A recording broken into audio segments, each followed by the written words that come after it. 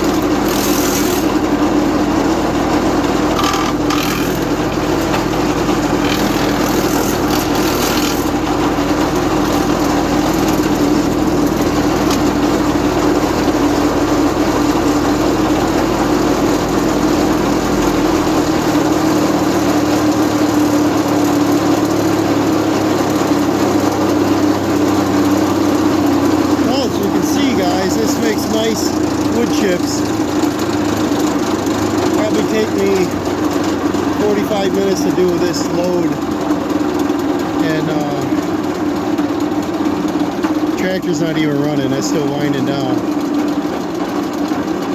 And we're gonna end up with some real nice chips here. It's gonna work great. Nice mulch and chips we can use around the plant. That's got a large flywheel on it. It takes quite a while to wind down, but yeah, for you guys that want to run one, don't be intimidated by them. The arm reach, don't worry about me putting my arm in too far. The cutter is way up here. I couldn't possibly reach far enough. I'm not even to the plastic shields that are down in there. And if you lean on the bar, it stops, it disconnects. And then if you pull this down, it stops the auger from pulling it in. And so I think it's quite safe. It's noisy, but a lot of guys I see on YouTube will stack all this brush up after cutting trees down and burn it. And you know, we get all that pollutant. You got to stay and watch it, and then you know, everything doesn't burn up, so you got to keep tending to the fire, and then you bury some of it when you're done. This way I'm just going to end up with mulch. I could throw it on the trails if I don't want it in the woods. I put it around all of our plants and trees. You know, it just goes back to nature. So the fuel on this, I probably burn about a gallon an hour mid-throttle. If I crank this thing up, it's a little bit more. And but it's a 6-gallon tank, and it'll run a day and a half, something like that. So you know, it's quite efficient to run. The maintenance on this is only a couple grease fittings. The problems I've had with it is like the other night there when I did this first pile, the last part of the brush that goes through, if you feed it from the base of the tree first, it'll bend all the branches in. So that's common sense. If you feed it this way, all the branches will bend out and then they'll lodge in there. So you feed it from the stem up, and when you get down to the top, especially if it's green or leaves, what happens is it'll sometimes settle right in the chute and freeze overnight, because it's about, well, you can see snow on the roof now. It's about 37 out here. But last night it froze, and it froze right here in this chute. This chute, you can press that and swivel it around anywhere you want it. I thought about welding a bracket on and putting a 55-gallon barrel, but I can also just turn around and scoop that with a bucket for the chips. I have set a bucket here and blown it right into the bucket. It doesn't all go in, but it works good. And like I said, if I was out in the woods, I'd lift the chute and just let it fly and, you know, be ground cover. So I don't know. Tell me what you think on that. Give me a comment, like and subscribe, and we'll come up with some more projects here. We'll see you later.